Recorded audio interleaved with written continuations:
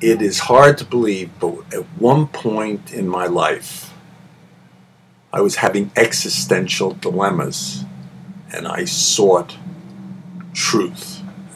I was rather fashionable at the time. It was when the Beatles went over to India and saw the Maharishi and with his transcendental meditation, but I wasn't on that kind of budget, and I ended up in Jersey City. Somebody I found in the want ads, a Swami. His name was Baba Ganoush.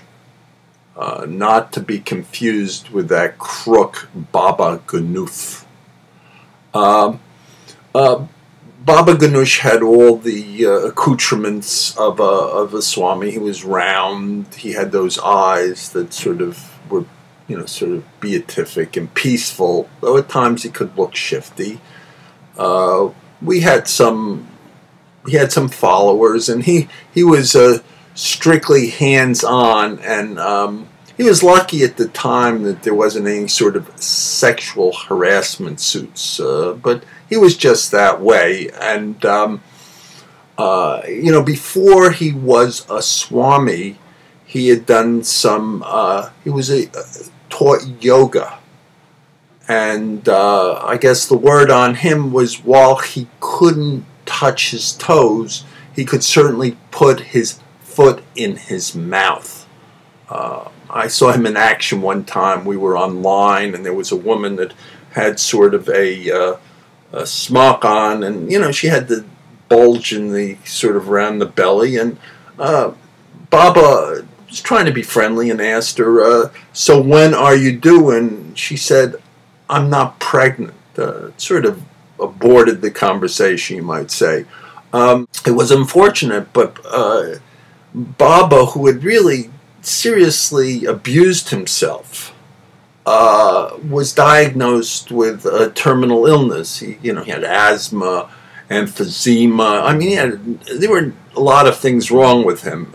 He had come from a long line of Swamis, and he was like one of those boxers who had sort of lost every round and really wanted to make it up in that last round. And he felt he could do this with sort of a snapperoo, a great last words, a dying saying. And, he'd never really made much money as a Swami. He was not like Maharishi or one of these other that had become like billionaires, owned land everywhere.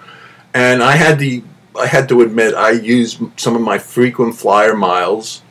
We flew over to India, and because of Baba's condition, we couldn't really go into the high Himalayas and get one of those scenic caves. So we settled on Bollywood, and it was like a Hollywood set, but it looked pretty good to me.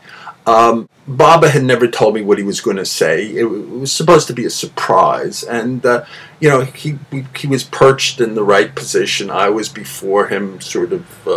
I couldn't really get into one of those squat positions. I'm just not that agile. And I had my home tape recorder with me. This was in the 70s, and the moment was there. Baba was fading quickly, and I unfortunately hit the play button, and I forgot that I had an old tape, and it started blaring out a whole lot of shakings going on with Jerry Lee Lewis, and it shook up poor Baba. And though he was going quickly, I was able to prop him up and do another take. This time I hit the record button, and I said, "Baba, let's take it from here.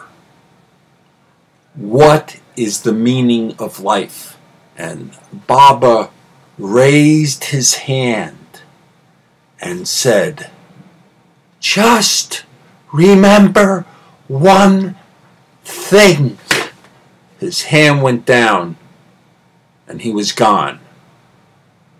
Still, I remembered that one thing, and it's made all the difference.